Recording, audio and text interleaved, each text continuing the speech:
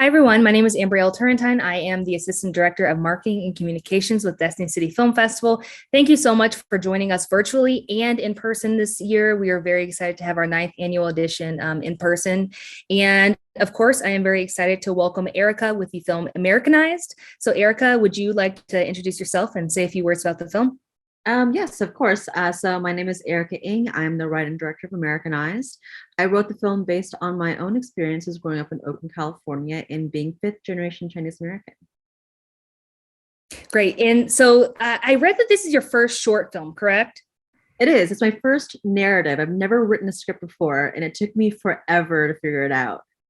Yeah. So what was that like, especially considering the fact that you're retelling so much of your own story?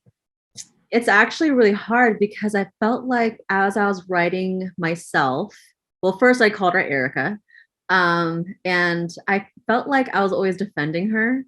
Like I was like, I'm not really that weird, am I? Or I wouldn't say that. And I felt so defensive. And I really had to work on separating myself, my ego from the character and be like, look, it's like a representation of what it felt like in high school. Of course, it's not going to be completely accurate in like what things were said and what things were done. But, for the most part, a lot of the situations in that film did actually happen to me. And so it is pretty accurate in that way. But I think I just, gave myself such a hard time. I'd never written a screenplay. I read all these books, I got all this advice, and I feel like everyone has a way of writing that maybe just didn't work for me. And I think that I felt like I had to do it the right way. And that prevented me from getting the words on the page. So after I did my outline, I got some really good encouragement from my friend who's a professor in writing.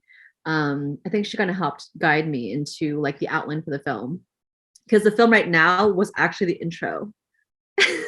And I pitched it to her and she's like, that sounds like a beautiful film. Like, no, that's just the intro. And it goes on after that. I don't know what else to do. I don't know how to end it. She's like, no, that's the parking lot's the ending. Yeah, and on that note, I was actually going to ask, like, did you know, exactly where and how you wanted this to land? Yeah, I mean, it started off, I wanted it to be about two friends who kind of fell out with each other. And it's based on a true story based on me and this girl that I went to dance with. So at my school, I was dancing as well as playing basketball. And I had a cool friendship with one of the girls in the class. But then outside of class, we weren't talking. It's like a weird high school thing where you're friends in class and you talk, you joke, you talk or whatever. But then when I see you in the hallways and then when I see you like at lunch, you don't really like talk like that. So we got into an argument because some girl tried to get us to fight each other. And I remember feeling devastated and just embarrassed, I guess. And I felt like such a big separation between the two people. And I knew it was going to end in a fight. The original draft was like a house party, but to save on locations and company moves, it made more sense to do it in the parking lot. And that's very Oakland.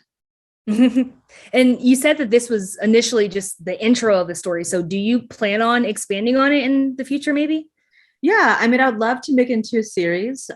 So that would be the goal. I wish I can delve more into the Oakland culture because I feel like it's so a part of her journey and, explaining why she feels the need to, appropriate or feel lost. And I think that it also, there's so many different, subcultures of Asian Americans in the Bay Area. That's really cool and interesting that I'd love to explore. So that'd be kind of the idea. Awesome. Yeah, I would definitely be interested in that. And I guess I wanted to ask you, I mean, this whole cast is very fantastic and they all really contribute very well to the lead character's feeling of being kind of both like between, but also outside of multiple cultures. Yeah. It just felt very authentic. So could you first just walk me through the casting process and how you found these actors? Yeah, I had a casting director, Claire Kuntz, who's one of my good friends, and she did a really good job in, she knows me really well. And I don't think she knew how picky I was because I feel like it's really hard to portray Bay Area people because, New York swagger is different than Atlanta, which is different than LA. And so the casting process for Steph, when I first saw Amber's tape, she felt so familiar. Like she felt like a girl that I went to high school with. So she was kind of a no-brainer. Sahara Ali Speaks, she was like the team captain. She's the one dribbling the ball most of the time. She's great. She was actually at my table read. And when we're reading for the character, she just basically played herself. I'm like, oh, I can tell you're popular in high school because she has that natural swagger. Also, she played D1 college ball, so she was great on the court. Terry was cast as the lead, Eng, and they auditioned for Denise because Terry's Chinese American, first and second generation, speaks fluent Mandarin, and does not play sports at all, like never picked up a ball. And so when I saw them walk into the room, I was like, they have like some really interesting swagger to them. And I don't know, I just felt like that they had so many layers. And so we immediately asked them to read for the lead. And I think it just made sense, but it was a really, really, really long search because Chinese American specifically has to have like that swagger, has to be able to play ball. And I feel like that a lot of the people that we were auditioning were like traditionally trained and as an actor, a little bit too clean, a little bit too like proper. And I wanted someone ideally that looks like they can find a parking lot. Although Terry's not that, I felt like it was, I had to like I had to like understand that this character is going to be different than how I was when I was in high school. And I felt like the journey felt so big for her on screen because she's so different than everybody else.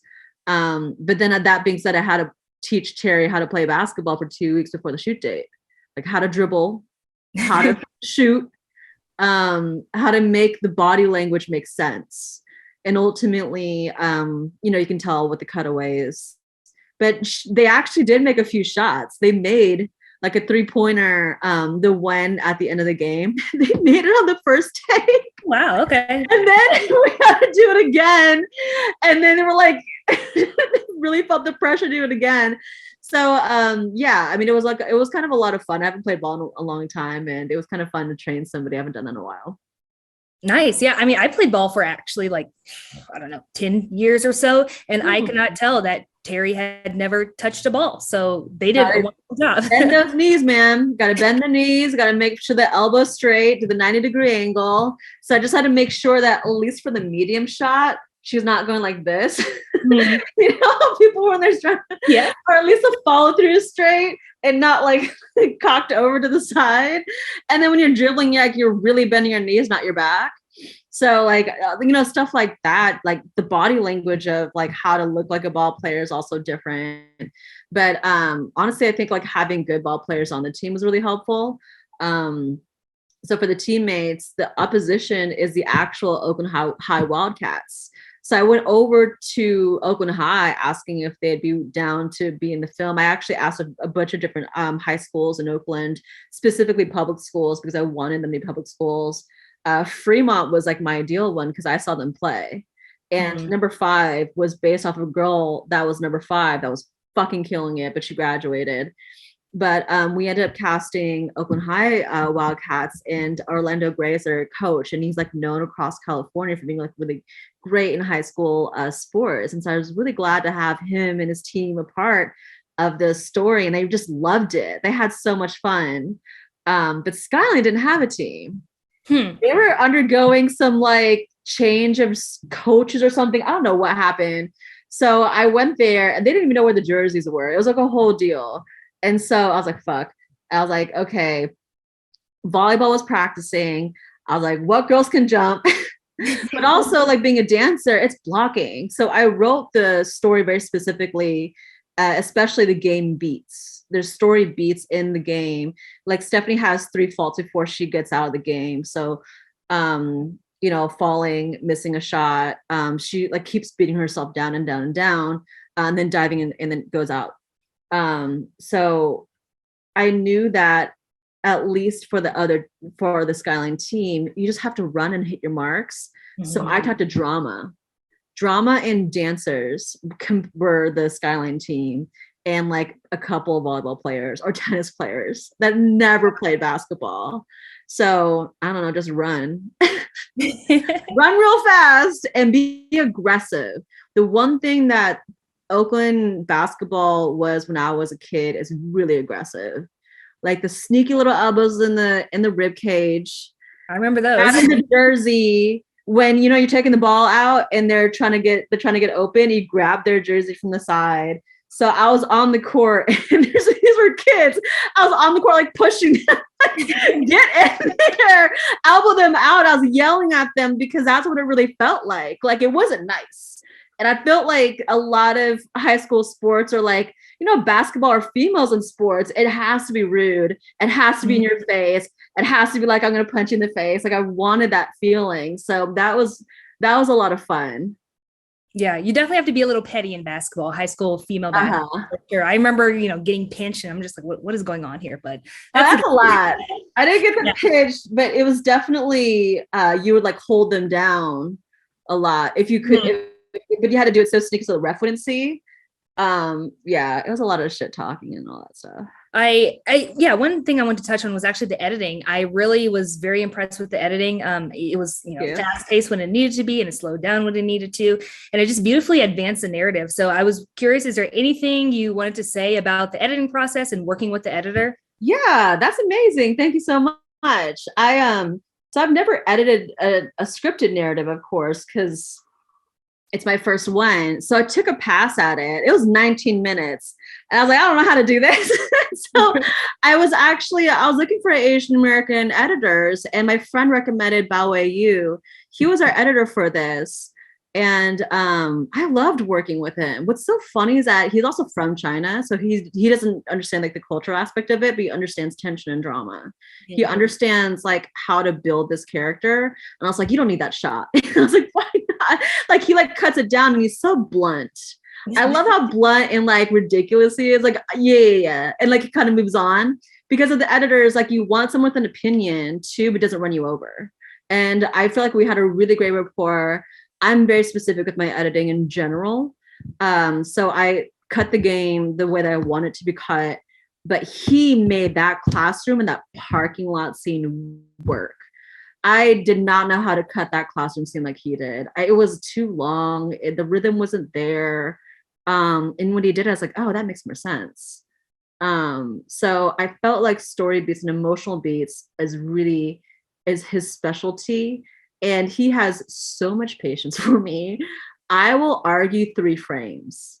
In that classroom scene, I swear to God, we were editing the tension between Denise and Eng.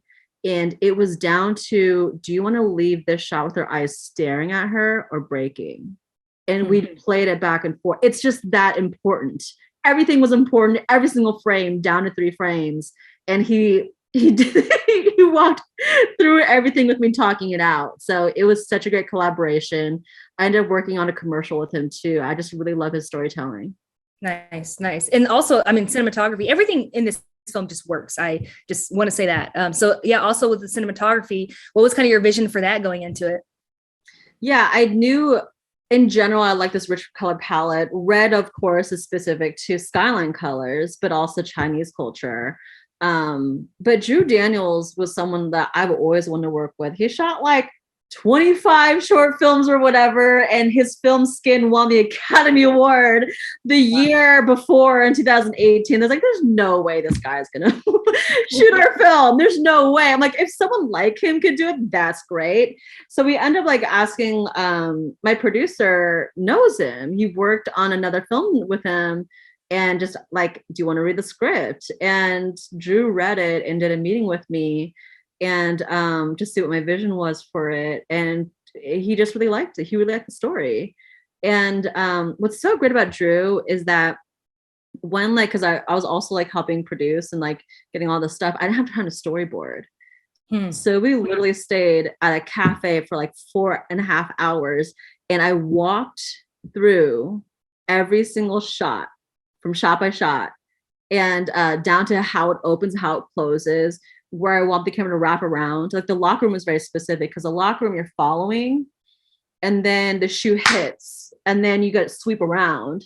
So it's that energy of like, I'm on this normal day. I feel good. I feel great. I'm in the mirror, whatever. And then all of a sudden you're cut into this world that's like, oh shit, what happened? And now you're like, shit, you're like a nobody in this locker room. And so that was very specific in how the camera moved around her to make it feel confusing, but also to let her know she's not who she thinks she is. And so, communicating with Drew, some DPs like take a while to figure it out. He just like, oh yeah, it's just this. Like the way that we communicated was so easy with the blocking, and blocking in camera is so specific with talent. And that's like one of my favorite things to do. So he had some really great ideas, especially with lighting, especially with color. Outside the gym, he put these, I don't even know what color lights they are. They're old school. It's not even yellow. It's like yellow green. In the parking lot, it's orange. So the depth there, and even in the kitchen, he used those same greenish lights in the hallway down by the back door. And then near the window, it's orange. So it's like you have these different colors. I had a colorist, Asa Fox, who I used for like 5 projects. He knows I like that depth of like those small little accents everywhere. So just nothing's all the same. So Drew did, a masterful job at lighting everything and understanding my brain and just kind of going with the flow, and also like he's an amazing storyteller. He's super intelligent, of course. And I'm so like humbled that he'd want to work with me. Like with like, my first narrative, it's like you're doing better shit than you're fucking doing Euphoria. Why do you want to do it? Why do you want to work with little old me? You know what I mean?